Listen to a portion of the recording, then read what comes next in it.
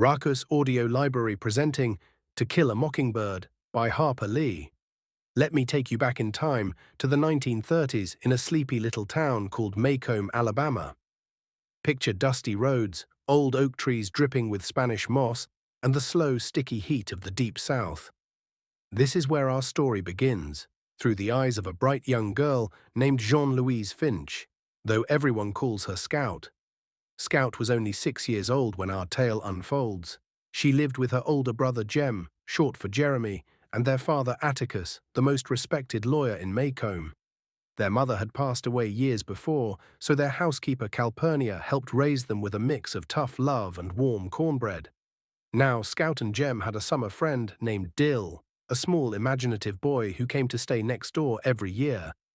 And together they became fascinated with the spookiest mystery in town, the Radley house. You see, inside that dark, shuttered house lived a man named Arthur Radley, but the children called him Boo. People said he was a monster who never came out in daylight.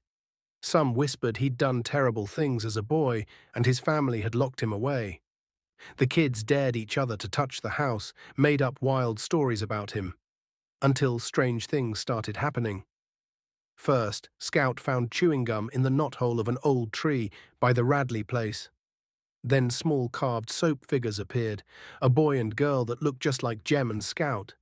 And on the coldest night of the year, when Miss Maudie's house caught fire and Scout stood shivering in the street, someone slipped a blanket around her shoulders without her even noticing. Atticus told them quietly, "You never really understand a person until you consider things from his point of view, until you climb into his skin and walk around in it."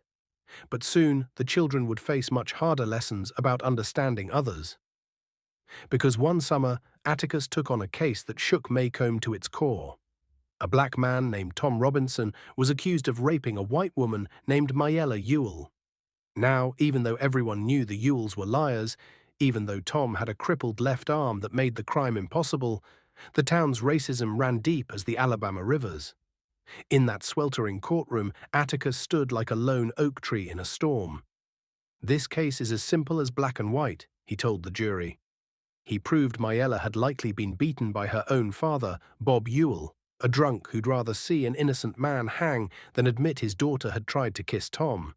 But when the guilty verdict came down, Jem cried angry tears. "It ain't right," he kept saying.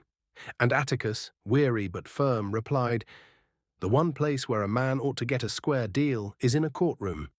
But people have a way of carrying their hatreds right into a jury box."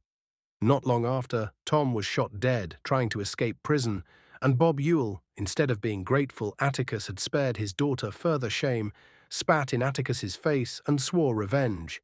That Halloween night, as Scout and Jem walked home from a school pageant, the rustling in the dark wasn't just the wind. Bob Ewell attacked them with a knife, slashing at Scout's costume until she fell, then going for Jem. Suddenly, a shadow moved. There was a scuffle, a scream, then silence. When Scout came to, she saw a man carrying Jem's limp body. At first she thought it was Atticus, but then she saw his pale face in the moonlight. "Hey, Boo," she whispered. The monster of her childhood stories had saved them, killing Ewell in the fight. Later, as Scout stood on the Radley porch, looking out at her neighborhood, she finally understood. All those years, Boo had watched over them like a silent guardian. Atticus was right, she thought. Most people are nice when you finally see them. And that's how Scout learned what her father meant when he said it was a sin to kill a mockingbird. Because mockingbirds do nothing but sing their hearts out for us. Tom Robinson was a mockingbird. Boo Radley was too. And in a world full of cruelty, sometimes the bravest thing you can do is protect the innocent, even when the world refuses to see their song.